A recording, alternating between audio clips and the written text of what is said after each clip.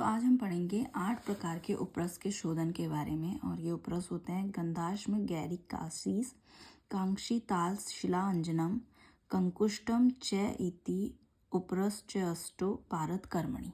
ठीक है, ये इसका श्लोक होता है।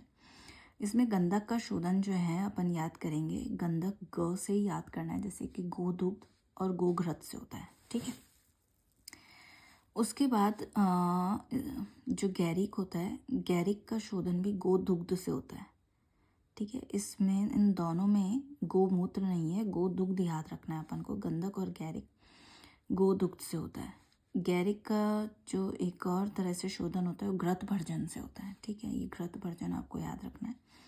उसके बाद कासीस, कासीस के शोधन के लिए हम याद करेंगे, कासीस की जगह हम बोलेंगे कासी भ भ से होता है भृंगराज स्वरस से, इसका शोधन किया जाता है। और दूसरा स्त्री रज और पित्त से। उसके बाद आता है कांक्षी। कांक्षी का शोधन जो है कांजी में करते हैं, और इसके अलावा कांक्षी का शोधन घृत भर्जन में से भी करते हैं। तो आप ये भी लिख सकते हैं कि घृत भर्जन से भी होता है, और कई जगह पे कांजी में 3 दिन स्वेदन करके उससे भी होता है। उसके बाद होता है हड़ताल। तो हड़ताल को हम याद करेंगे, हड़ताल में ताल आ रहा है देखना, तो ताल से हम याद करेंगे जैसे तिल का चूर्ण। ठीक है, तो हड़ताल तो त से मतलब तिल का चूर्ण, तो तिलनाल शार हो गया एक तो।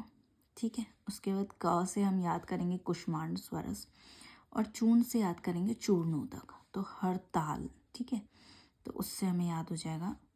उसके बाद करते हैं मनाशिला। मनय शिला, शिला आ पे एंड हो रहा है ये, तो उसी से हम करेंगे आद्रक स्वरस की भावना देते हैं इसमें, और एक अगस्त्य पत्र स्वरस। उसके बाद होता है कंकुष्ट। कंकुष्ट का शोधन हम करते हैं, ठ आ रहा है कंकुष्ठ, ठ यानी शुंठी स्वरस की भावना, जिसकी सेवन मात्रा होती है एक यव। ठीक है, तो कंकुष्ट की सेवन मात्रा एक यव होती है। इस तरह से हम उपरस्त के शोधन के बारे में पढ़ेंगे।